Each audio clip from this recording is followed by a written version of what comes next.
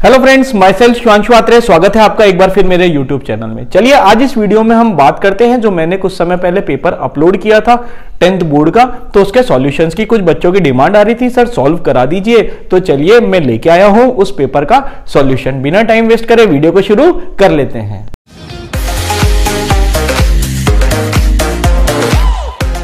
तो फ्रेंड्स सबसे पहले चलते हैं अपन क्वेश्चन नंबर 1 की ओर। क्वेश्चन नंबर 1 में आपको 2 पॉइंट्स दे रखे हैं और उनके बीच का आपको डिस्टेंस बताना है। तो ए ले लिया मैंने a cos theta plus b sin theta 0, b ले लिया 0 a sin theta minus b cos theta. आप pq भी ले सकते हैं। अब डिस्टेंस मुझे पता है, डिस्टेंस होता है under root x2 minus x1 का square plus y2 minus y1 का स्क्वायर। तो वही मैंने डिस्टेंस फॉर्मूला लगा दिया, A B is equal to root over, ये मेरा x2 था तो और ये मेरा x1 था, तो x2 माइनस x1 का square plus y2 minus y1, ये y2 है ये y1 है, स्क्वायर लगा दिया। आगे फर्दर इसको सॉल्व करेंगे, देखिए 0 माइनस है तो 0 तो हट जाएगा, तो ये हो जाएगा minus a cos theta minus b sin theta का स्क्वायर। माइनस कॉमन लेते ही ये बन जाएगा a cos theta plus b sin theta का होल स्क्वायर, जो मैंने ओपन कर दिया, a square cos square theta plus b square sin square theta plus 2ab sin theta cos theta. और बाद वाले को भी मैं अगर ये 0 हट जाएगा तो ये a sin theta minus b cos theta का स्क्वायर बनेगा। इसको ओपन करा, a square sin square theta plus b square cos square theta minus 2ab sin theta cos theta. ये प्लस है ये माइनस है, दोनों कैंसिल आउट हो गए। अब यहाँ a स्क्वायर के साथ cos स्क्वायर आ रहा है, यहाँ a स्क्वायर के साथ sin स्क्वायर आ रहा है। a स्क्वायर कॉमन लिया, अंदर बचेगा sin square theta plus cos square theta, ठीक है। उसी तरह b स्क्वायर कॉमन लिया, sin square theta plus cos square theta, और ये 1 होता है, आइडेंटिटी है, तो this implies a square plus b square root over में इसका आंसर हो गया। चलिए उतार लीजिए। अब क्वेश्चन नंबर 2 की ओर चलते हैं। आइए चलते हैं अब क्वेश्चन नंबर 2 की ओर। क्वेश्चन नंबर 2 के फर्स्ट पार्ट में आपको 2 जीरोस दे रखे हैं, 3 और -4। आपको क्वाड्रेटिक इक्वेशन बनानी है, तो आप अल्फा को 3 मान लीजिएगा, बीटा को -4। तो पहले इनका सम निकाल लीजिए, अल्फा प्लस बीटा, -1 आ गया, देन प्रोडक्ट निकाल लीजिए, -12 आ गया, क्वाड्रेटिक इक्वेशन में रख दीजिए, x square minus alpha plus beta x plus alpha beta equal to 0। Values रखी है, x square plus x minus 12 equal to 0। ये प्लस कैसे हो गया? क्योंकि ये माइनस और ये माइनस दोनों मिलकर प्लस बन गए। ये आपका फर्स्ट पार्ट खत्म हो गया। सेकंड पार्ट की बात करते हैं। वहां आपको क्वाड्रेटिक इक्वेशन दे रखा है 2x square plus 5 root 3x minus 3 is equal to 0। यहां आपको सम ऑफ रूट्स और प्रोडक्ट ऑफ रूट्स बताने हैं। तो आपको पता होगा a b c का वैल्यू निकाल लीजिए। इसको कंपेयर कीजिए आप ax square plus bx plus c से। तो a का वैल्यू 2 आ गया, b का वैल्यू 5 रूट 3 आ गया और c का वैल्यू -3 आ गया। तो सम ऑफ रूट्स होता है minus b by A, direct लिख दिया हमने। प्रोडक्ट ऑफ रूट होता है c बाई ए माइनस 3/2, है ना। c का वैल्यू लगा दिया और a का वैल्यू लगा दिया। ये माइनस क्यों आया जबकि b पॉजिटिव था? क्योंकि बाहर माइनस लगा हुआ है। ये है आपका क्वेश्चन नंबर 2। चलिए उतार लीजिए। अब आगे क्वेश्चन नंबर 3 की ओर चलते हैं। आइए चलते हैं क्वेश्चन नंबर 3 की ओर। अब क्वेश्चन नंबर 3 के अंदर आपको गिवन है कॉट ए का वैल्यू 12/5 और आपको sine A plus cos A into cosec A का वैल्यू फाइंड करना है। इस क्वेश्चन को करने के लिए सबसे आसान तरीका होता है, देखिए अगर बात करें कॉट ए गिवन है 12/5 तो tan ए हो जाएगा 1/cot ए यानी कि 5/12। tan थीटा की अगर बात करें तो tan थीटा होता है परपेंडिकुलर बाय बेस। क्लियर है? तो यानी कि परपेंडिकुलर मेरा 5k हो जाएगा और बेस 12k, के कोई कांस्टेंट होगा। ध्यान रखिए ये रेशियो होता है, इसलिए हमेशा k को साथ में लेना है। वो मैंने यहां लिख दिया, perpendicular is equal to 5k, base is equal to 12k, k is any constant. मैंने इस ट्राइंगल बना दिया है, इसमें नाम लिख दिया है एबीसी ट्राइंगल है। यहां पर परपेंडिकुलर हो गया, बेस हो गया और हाइपोटेन्यूज हो गया। अब अपना टारगेट है हाइपोटेन्यूज को फाइंड करना। हाइपोटेन्यूज मेरा AC दिख रहा है तो पाइथागोरस लगा देते हैं, root over AB square plus BC square. तो AC का वैल्यू आ गया बेटा 13k सॉल्व करके। साइन के होता है परपेंडिकुलर बाय हाइपोटेन्यूज, तो 5k bye 13k, 5/13, k cancel out हो गया। Cos A 12k by 13k, curly brown hair, base upon hypotenuse, तो 12/13 हो गया। Cosec A 1 upon sine A होता है तो इसका रिवर्स कर दीजिए, 13/5 हो गया। अब बस वैल्यू पुट कर देते हैं।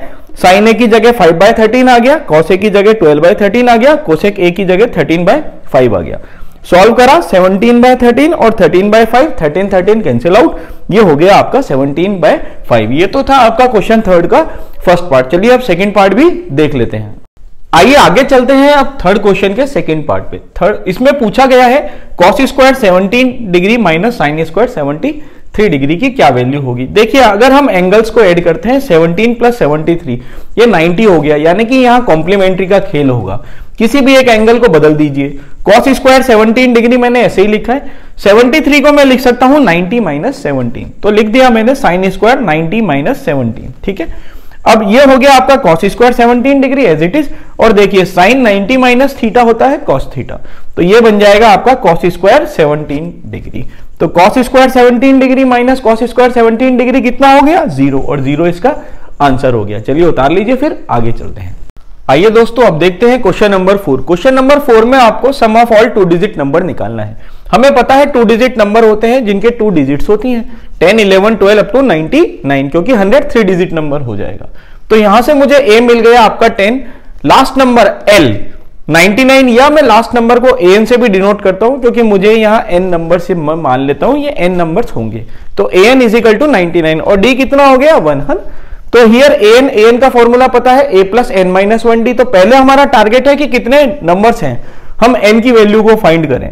तो an मेरा 99 था, 99 is equal to 10 plus n minus 1d। अब d 1 था तो मैंने 1 ही यहां पे रख दिया, तो यहां से n मुझे मिल गया 90, यानी कि टोटल 19 नंबर्स होंगे। Sn का वैल्यू होता है n/2 into 2a plus n minus 1d, और अगर लास्ट टर्म दिया गया होता है तो मैं डायरेक्ट लिख देता हूं n/2 a plus l। a भी पता है 10, l भी पता है 99, n मैंने निकाल लिया 90, रख देते हैं। Sn is equal to 90/2, 10 plus 99, तो 90/2 इंटू 109, 45 इंटू 109, सॉल्व करेंगे 4905, इसका आंसर आ गया। चलिए उतार लीजिए, फिर आगे क्वेश्चन नंबर 5 की ओर चलते हैं। आइए चलते हैं क्वेश्चन नंबर 5 की ओर। क्वेश्चन नंबर 5 के अंदर आपको कुछ इस तरह का फिगर गिवन है और 2 एंगल्स दे रखे हैं। यहां आपको x को ABC की टर्म्स में बताना है। तो देखिए, अगर मैं बात करता हूं KPN और KLM, 2 ट्राइंगल आपको दिख रहे हैं। यहां ये एंगल्स बराबर हैं 46, 46, और ये एंगल K जो है वो दोनों में कॉमन आ रहा है। तो दोनों ट्राइंगल, ये छोटा और ये बड़ा वाला, एक दूसरे के सिमिलर हो गए।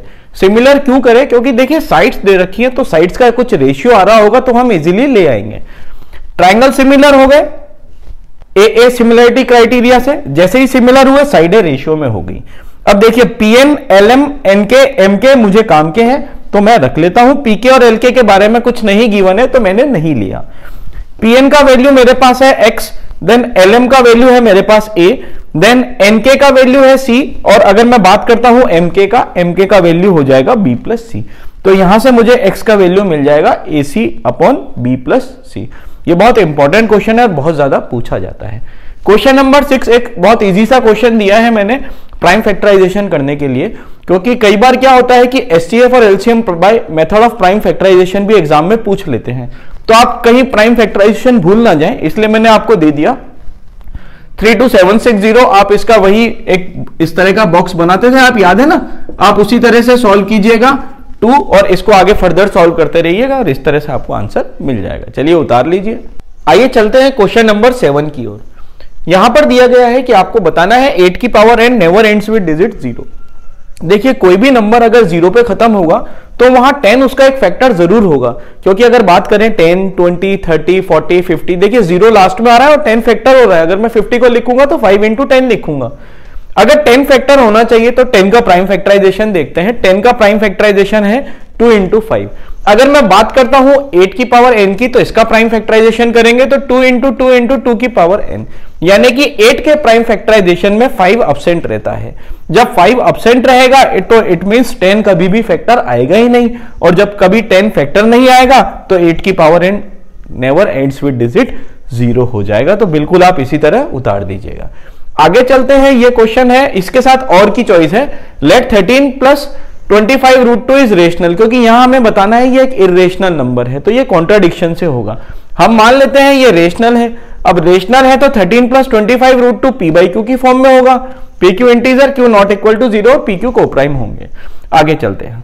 देखिए यहां बच्चे क्या करते हैं, इसको बहुत लेंथी प्रोसेस कर देते हैं। आपको लेंथी प्रोसेस नहीं करना, ये 2 नंबर का क्वेश्चन है तो 2 नंबर में ही रहने दीजिए।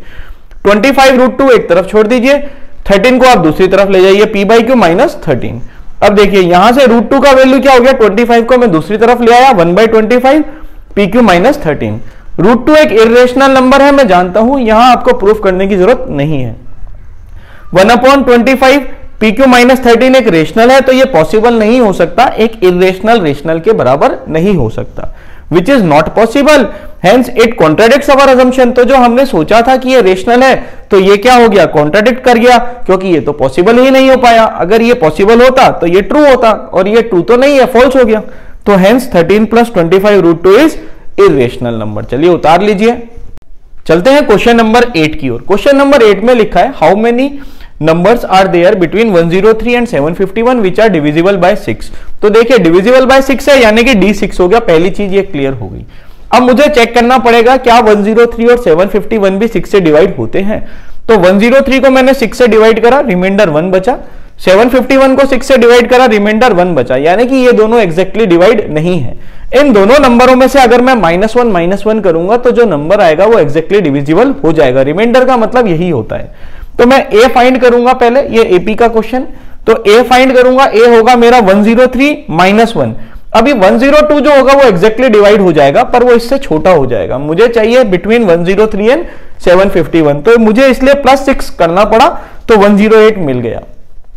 यहां पर मैं 751 में से 1 को माइनस करूंगा तो 750 एग्जैक्टली डिवाइड हो जाएगा, और मुझे इसमें +6 करने की जरूरत नहीं है। क्यों नहीं है? क्योंकि अगर +6 करूंगा तो नंबर बाहर चला जाएगा। अब मुझे n मिल गया 750, यानी कि मैं कह सकता हूं मेरे पास मान लीजिए n नंबर्स हैं, तो an का वैल्यू 750 हो जाएगा। an होता है a + n - 1d। फॉर्मूले में वैल्यूज पुट कर दीजिए, n का वैल्यू 108 आ जाएगा।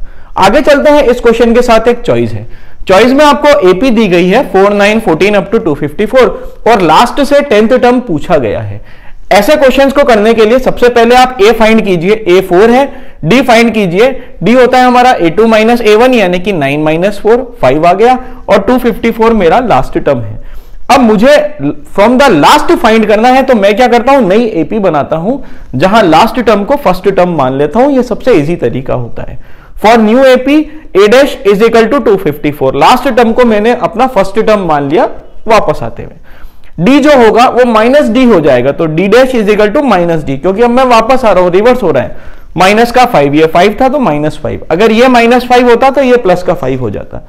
तो therefore 10th term from the last, यानी कि a' 10 की बात कर रहा है वो, तो a' 10 हो जाएगा, a' + 9d'। वैल्यूज पुट कर दीजिए, सिंपल आंसर आ जाएगा, इट विल बी 209। चलिए उतार लीजिए, फिर आगे चलते हैं। तो आइए चलते हैं क्वेश्चन नंबर 9 की ओर। क्वेश्चन नंबर 9 में आपको दिया गया है find the value of k for which the points are collinear. देखिए पॉइंट्स अगर कोलिनियर होंगे तो स्ट्रेट लाइन में होंगे, स्ट्रेट लाइन में होंगे तो ट्राइंगल नहीं बनेगा, और ट्राइंगल नहीं बनेगा तो एरिया ऑफ ट्राइंगल 0 होगा।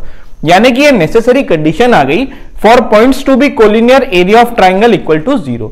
अब हमें एरिया ऑफ ट्राइंगल पता था half x1 y2 - y3 plus x2 y3 - y1 plus x3 y1 - y2 equal to 0। आपकी एनसीईआरटी में ऐसा ही गिवन है। कई बच्चे शॉर्ट ट्रिक कर देते हैं, half then x2 - x1 x3 - x1 y2 - y1 और y3 - y1, और इसको 0 कर देते हैं। देखिए कर जरूर सकते हैं, आंसर भी आ जाएगा, पर try to solve by this method, क्योंकि एनसीईआरटी के अंदर गिवन यही है। आप इस क्वेश्चन को और एक्सप्रेसिव बनाना चाहते हैं तो x1 y1 x2 y2 x3 y3 इनकी वैल्यूज लिख सकते हैं। Let x1 is equal to this, y1 is equal to this, इस तरह से। अब आप इनकी वैल्यूज पुट कर दीजिएगा। वैल्यूज आप पुट करेंगे और आगे सॉल्व करेंगे तो आपको लास्ट में मिलेगा हाफ -4k + 24 इक्वल टू 0। अब देखिए हाफ तो 0 के यहां जाके डिमिनिश हो जाएगा, ये मॉडुलस लगा हुआ है तो आप माइनस कॉमन ले लीजिएगा। जैसे ही आप माइनस कॉमन लेंगे तो ये बन जाएगा आपका 4k - 24, और मॉड हटेगा तो माइनस पॉजिटिव बन जाएगा, तो 4k - 24 आपको यहां से मिलेगा। तो 4k इज इक्वल टू 24 और k का वैल्यू 6 हो गया। चलिए उतार लीजिए।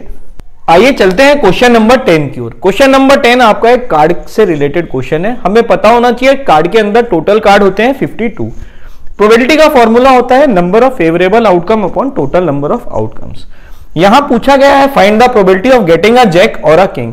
अब आप देखिए यहां किसी कलर की बात नहीं की गई, तो जैक कितने होते हैं 4, किंग कितने होते हैं 4, तो टोटल कितने हो गए 4 + 4 8। यानी कि मेरे फेवर के जो मुझे आंसर में चाहिए, जिनकी मैं नीड करता हूं, वो है 8। टोटल है 52, तो आंसर हो जाएगा 8/52, यानी कि 2/13। आगे चलते हैं क्वेश्चन नंबर 11। क्वेश्चन नंबर 11 में आपके पास कुछ बॉल्स हैं, रेड 7, ब्लू 2, ग्रीन 5, यानी कि टोटल आपके पास 14 बॉल्स हैं। पूछा गया है find the probability of getting a red ball. अब रेड कितनी है 7, तो फेवर के कितनी हो गए 7, टोटल कितनी है 14, तो आंसर आ गया 7/14 यानी कि 1/2। दूसरा पूछा गया है प्रोबेबिलिटी ऑफ नॉट रेड। अब इसको आप दो तरीके से कर सकते हैं। नॉट रेड को मैंने लिख दिया पी आर डैश, कॉम्प्लीमेंट वाली चीज पढ़ाई थी, तो P R plus P R dash is equal to 1, P E plus P E dash is equal to 1 होता है, याद होगा आपको। अगर किसी पर्टिकुलर की बात करें इवेंट की, तो पी आर डैश हो जाएगा 1 माइनस पी आर, तो 1 minus half is equal to half, ये भी आपका हाफ आ गया। अगर आप ऐसे नहीं करते तो आप ऐसे भी कर सकते हैं कि भाई रेड नहीं है तो ब्लू और ग्रीन होगा, तो आप इसकी जगह 2 + 5/14 भी कर सकते हैं, यानी कि 7/14, वो भी आपका 1/2 आ जाएगा। चलिए उतार लीजिए। तो आइए चलते हैं क्वेश्चन नंबर 12 सेक्शन बी का लास्ट। यहां पर गिवन है आपको दो इक्वेशंस और पूछा गया है find the value of P for which the following system of equation has a unique solution. तो सबसे पहले आप ऐसे क्वेश्चंस को करने के लिए इनकी अप्रोच रहती है a1 b1 c1 a2 b2 c2, आप लिख लीजिए। a1 क्या है coefficient of x in equation 1, a2 क्या है coefficient of x in equation 2। इस तरह से b1 b2 c1 c2 आपको मिल जाएंगे। अब यूनिक सॉल्यूशन की कंडीशन क्या होती है, a1/a2 is not equal to b1/b2, ध्यान रखिएगा। तो वैल्यूज पुट कर दीजिएगा, 4/2 is not equal to p/2, यानी कि p is not equal to 4। अब p is not equal to 4 इसका आंसर तो आ गया, पर अच्छा होगा अगर आप इसको वर्ड्स में लिख देंगे for all values of p, यानी कि p नहीं होना चाहिए 4, बाकी कुछ भी हो सकता है। For all values of p except 4 the given pair of equations will have a unique solutions। तो that's all for this video। मुझे लगता है ये वीडियो काफी लंबा हो रहा था, इसलिए सेक्शन सी और सेक्शन डी के लिए बहुत जल्दी आपको दूसरी वीडियो मिल जाएगी। पढ़ते रहिए, खुश रहिए, हैव अ नाइस डे, जय हिंद, वंदे मातरम।